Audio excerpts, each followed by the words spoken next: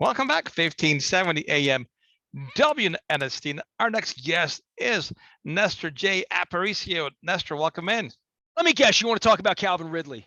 You're a mind reader. You're a savant. You know exactly. You and I have talked about gambling in the past here, so of course I want to take your take on this latest turn of events when it comes to gambling. And the young man is showing $11 million for 2022 not being allowed to play football, in a stern message to everyone else in the league. Do not gamble on football, even if it's a measly $1,500, even if you're betting on your team to win.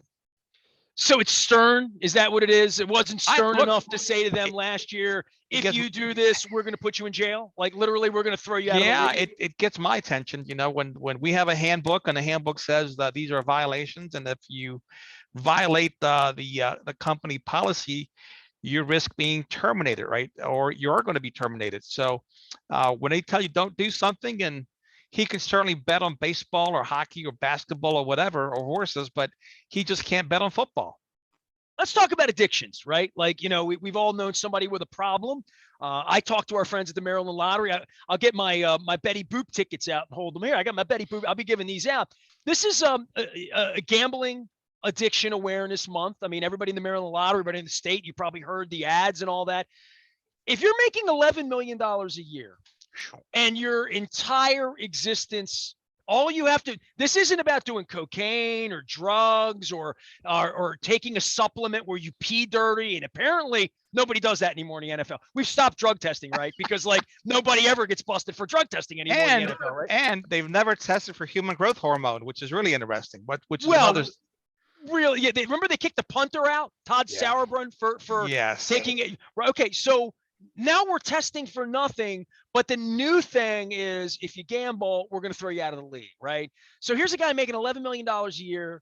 He doesn't need the $1,500. There's nothing he's going to buy with it. Not even a fantastic Pacifica Van Halen belt buckle from 1978, which I'm on the lookout for, by the way. So why would he do it? Because he's got a gambling addiction. And I don't think people understand that, or like, but if you're going to lose your job, this isn't over sex or violence or a mistake or I took a supplement I didn't know. This was willful. This was, I'm going to sign up for the app. I'm going to bet on the league, even though they're going to throw me out of the league because, and I think that, Dennis, I thought more about this since we chatted earlier in the week. I think it comes down to not only are these people highly competitive, not only are 5% of our world susceptible to a gambling addiction, right? I mean, to bet, like Flintstone, Barney Rubble back in the day. I remember that show. Remember, bet. This was in 1961. They made a cartoon about a gambling addiction and how easy it would be for Fred Flintstone, who's a regular guy from Bedrock, to become involved and how quickly it can go from I'm going to buy a Betty Boop lottery ticket to I have a problem and no one knows I have a problem. And I'm not going to tell anybody, but I'm going to register online with an app using my credit card and they're never going to find me. And I think with Ridley, and this would be why would you bet on football instead of the other sports? Because he thinks he has an edge. He knows football. Like if you're in the game and would you bet on whether cars are going to go up in value or down? No, you're in the car business. That would be a good bet. You know everything about the car business. So these guys that are in their own sport, like Pete Rose, well, I bet on any horse, but baseball, shit, that's my specialty. I mean, I know who's going to win. So that's why you would bet on your own thing, right? Like literally, people say, why would he bet on that instead of hockey? He doesn't know anything about hockey. He's trying to win because he has an addiction. But in the stock market, they tell you invest in what you know. To your point, I know about cars. I know which companies are hot, which ones are cold. I can see the trends. So I can invest, which again, investing may be a fancy way for gambling because it's not a sure thing. Things can go up, things can go down. It's speculative, right? Speculative. How speculative it is based on what your tolerance. Are you wrecking your life doing this? Calvin Ridley isn't wrecking. It's $1,500. He makes $11 million a year. Do you think he knew? It's a $2 canasta hand to him, literally, right? But do you think he knew that the moment he signed up with this app? Do you think he knew he was going to get caught? No, you never think you're going to get caught when you rob the bank, right? I mean, nobody ever thinks they're going to get caught. But listen, I've had people who've had, I had literally a kleptomaniac who worked for me one time, and important stuff started getting stolen, and that's cool. But then stuff was getting stolen like Post-it pads, and I'm like, he ain't fencing them. You know what I mean? Like, dude's got a problem. He just, stealing stuff just to steal it. Gambling just to gamble. Some people gamble to make a living. These people think, oh, I'm sharp, I'm going to make 200 grand a year. And I had Scott Farrell on here a couple of weeks ago telling me, I know sharp guys making $1 million a year. And I'm like, well, that's an enticement to think everybody can do that everybody's going to go play poker and win the gold bracelet. And that's not the way it works. But in this particular case, for the league, this is the first of many, right? This is not shocking to any of us that this happens. It's not shocking how stupid these guys can be. They drink, they drive, they punch their wife in glass elevators and expect no one to ever know it. So to think that you're going to get away with it, that goes beyond saying that he thought, how am I ever going to get caught? I mean, if he thought he was going to get caught, he may have thought twice, but clearly he's not the only one. Officials, people in on the games, media people that might have an edge and may know somebody on the inside. Like, all of this is part of why John Harbaugh's such a prick on Wednesday and Thursday about injuries, right? Like, I don't want anybody to know. It's competitive advantage. Now it's a gambling issue. Now whether Lamar plays or not is worth 3 points on Sunday, and it becomes an insider trading thing for a scout. A bottom level scout is only making 80 grand a year that make 25 grand this week because I know something or whatever. They're going to have problems. They're going to have to do what Dick Cass did when I would break the schedule every year. One year, Dick Cass shut down the whole building and got everyone's emails to see who was leaking me the schedule. And it wasn't even anybody in his own building. So they're going to have to check everybody's phone, like the Russian government's doing to the people over there in downtown Moscow right now, to figure out who's in on this, because anybody can play at any time with an app, thinking they're getting away with it or not thinking they're getting away with it. But there's too many. There's Aaron Rodgers getting his 50 million. Carson Wentz has got his money. There's plenty of people in and around the league and in the game that are going to have baby mamas placing bets, brothers placing bets, frat brothers placing bets, people at home. All of that is, what do you know? I mean, we had an instance the other night. My friend of mine's a gambler, right? So I had a conversation about this with him the other night. And he said that the other night there was Kevin Durant in the NBA. And I don't follow the NBA like that. So apparently Kevin Durant played the other night and on social media said something about people being mad at him because they didn't hit their parlays. So you went down to the casino, put $1 bet down. You had 11 guys scoring double doubles, like all of these exotic, sure, not Warriors -6 or Sixers over under. Not, this is on players, that players go out every night and know that, like Steph Curry knows the over under and him's 25 or 28 to score points tonight. Like, players are going to know. I can honestly say, in all the years that I've been doing this, and this is honest to God, Marvin Lewis and Brian, and I was around them and Rex in that era, I don't think they ever knew whether they were a favorite or underdog when they got on the plane and flew to Denver. I just don't think it ever came. Probably a good thing. In that way. Now I think it's impossible that it doesn't come to you. The job is you have I think Lamar knows he's a 6-point underdog or a 6-point favorite. They all do. I think they all do. But the objective is the same. You have to win. And the other objective is, when you have a great job, and all these men have great jobs, you protect the job above everything else, because it's not easy to replace $11 million a year.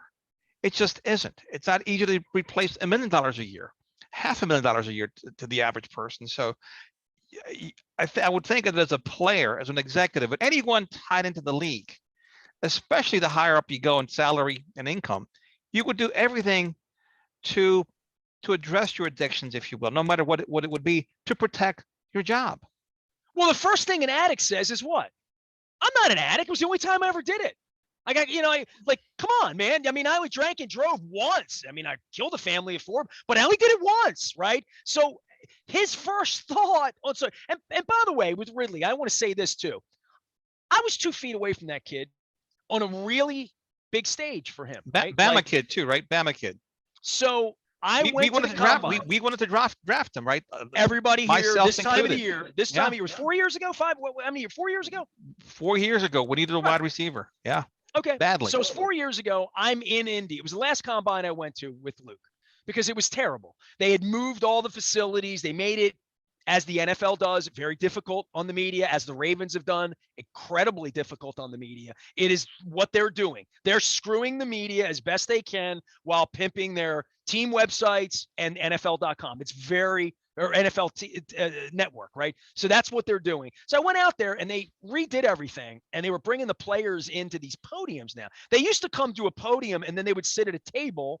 Mm-hmm. And if local people were there, journalists, whatever, you'd sit and like BS with the guy. And I can tell you, there are 100 guys that have played in this league the last 10 years. Alex Mack, players that like I just sat at their table. I sat at the table where Jameis Winston was years ago. I sat at the, I remember all these guys, but they started podiuming them. And I stood next to Ridley in Indianapolis, a little tiny little podiums they have there, little booths, like convention booths. And I could have touched his microphone. Like I could have reached out and grabbed the microphone. That's how close I was to him. And I just kind of watched him for his 6, 8, 10 minutes that he was talking about being at the combine. He's in his sweatpants and his Under Armour and like all that. Right. And he walked away. I said to Luke, I said, I wouldn't draft that kid. I don't like anything about his demeanor. You know what I mean? I don't know about anything about his playing or his 40 time or any of that. I just looked at him and thought, I'd pass on him. I wouldn't want my daughter dating him. I wouldn't, like that's just where I am, like 10 minutes. I make judgments like that, and that's fine, especially when the spotlight's on them and they're there, whether you really want them around 365 or not. I thought your impression. Maybe not.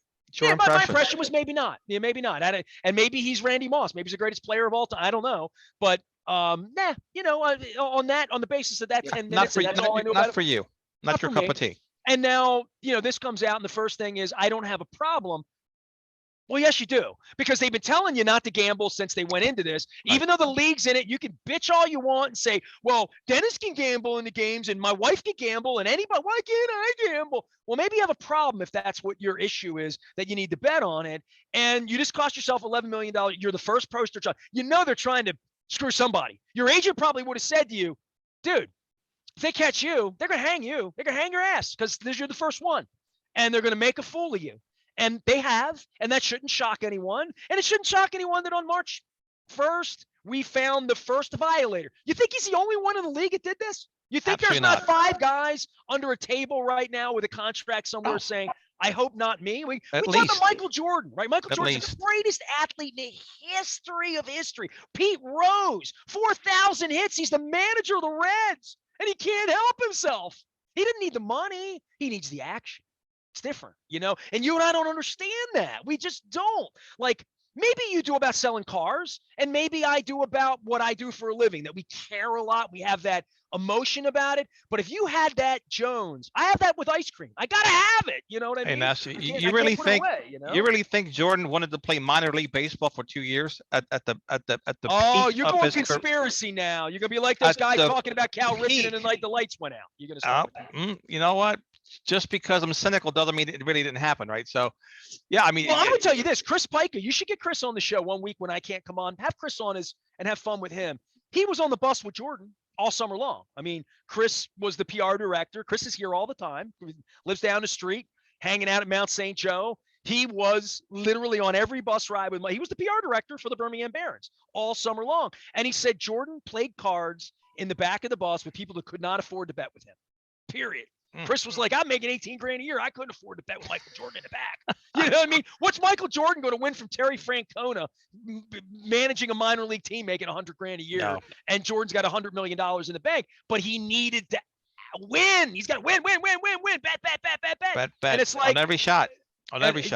Yeah. And like, I know I've talked to you about this. You love golf, right?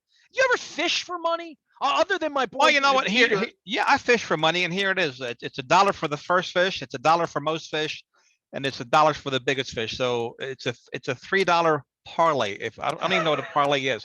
So yeah, the worst I want to do is I'm going to win. I'm going to lose $3, or I'm going to win $3 when I go fishing.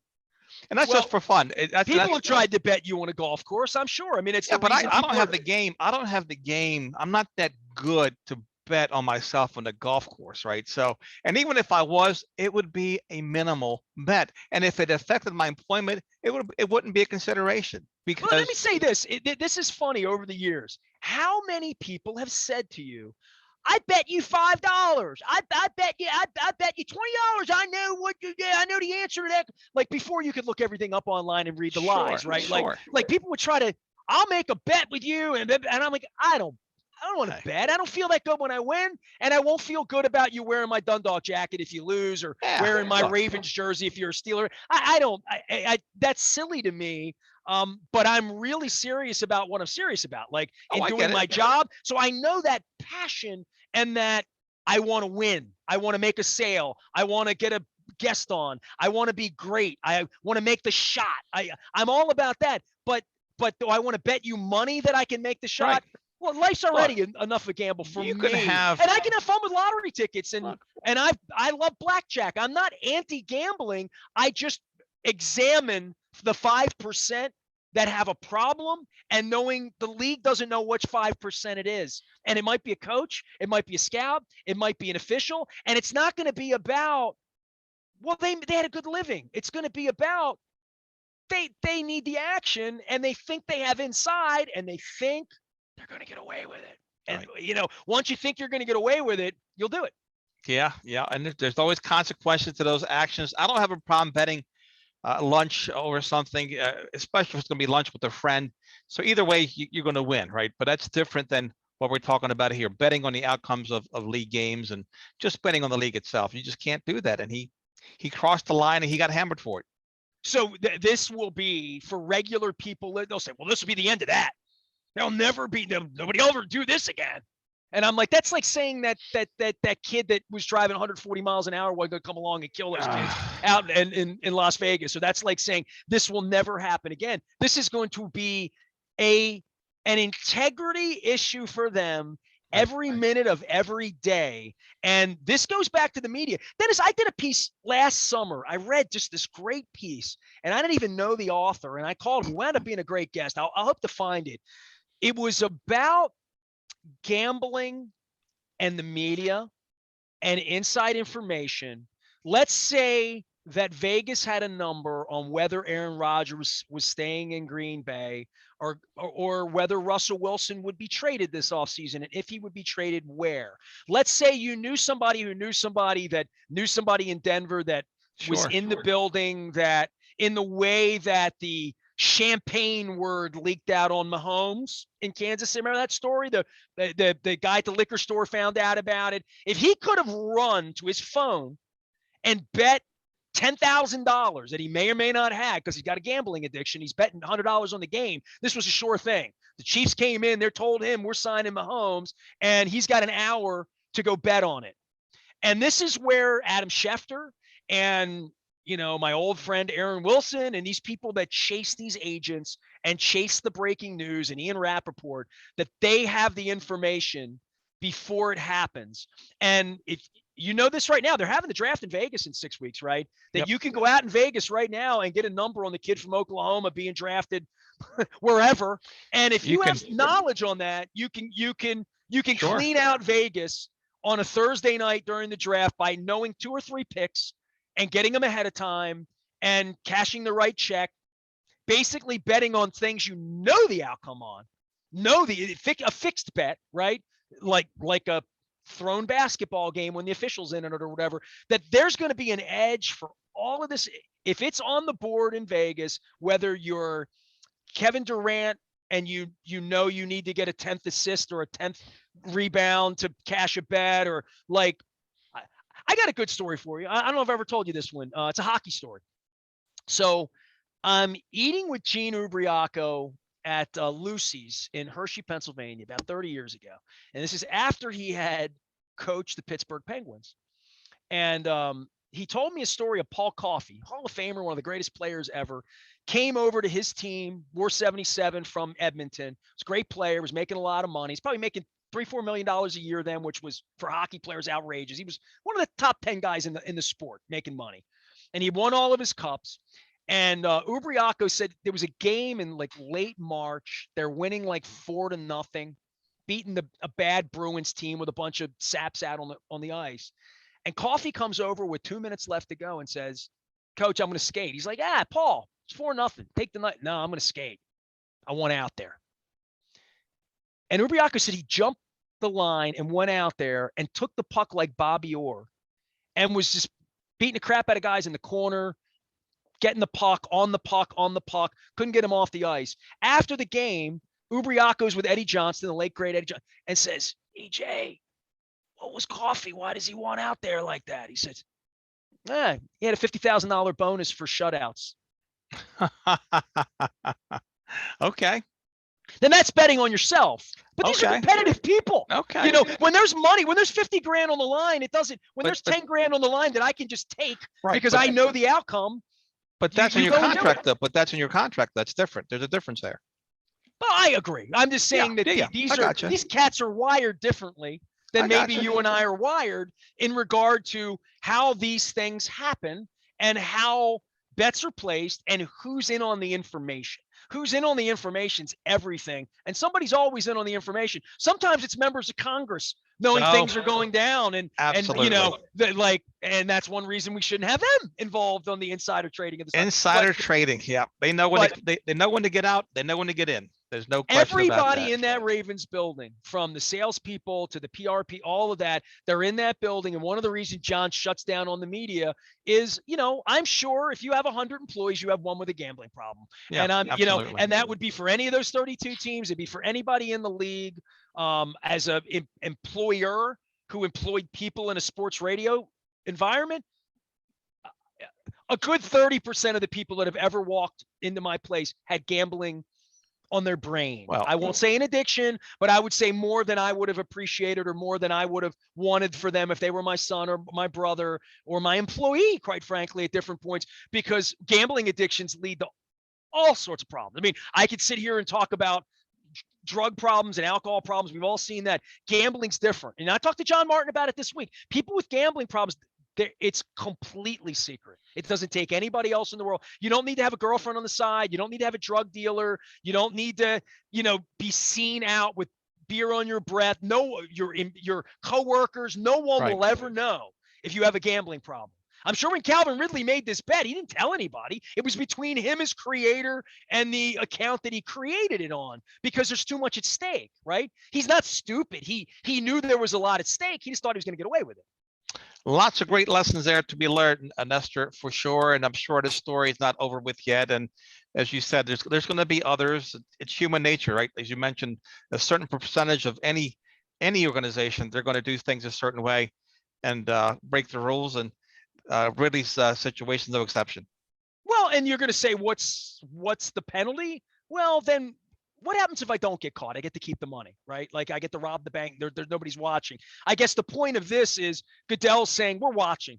You know, we're monitoring the apps. If your compensation is $11 million and your $1,500 bet can potentially exceed it, yes. But if what was his return on his investment? Say that 1,500 got him, I don't know, 10,000, 15,000, 20,000.